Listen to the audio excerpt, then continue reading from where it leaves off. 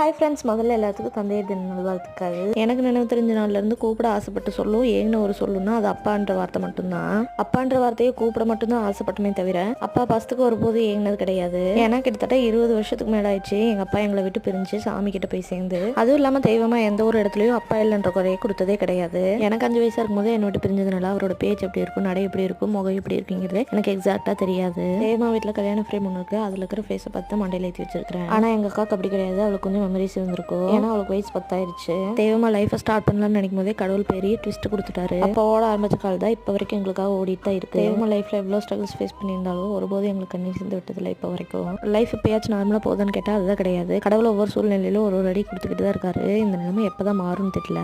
எவ்வளோ அடிச்சாலும் தாங்குறா யாராயும் அப்படிங்கிற மாதிரி தான் எங்கள் லைஃப் போயிட்டு இருக்கு. இதுவும் கடந்து போகும்ன்ற பாசிட்டிவ் வைபோட இந்த வீடியோ முடிச்சுக்கிறேன். அப்புறம் என்னங்க, இன்னொரு வீடியோவில் நான் உங்களை மீட் பண்ணுறேன். அது வரைக்கும் பாய். மறக்காமல் சப்ஸ்கிரைப் பண்ணிக்கோங்க.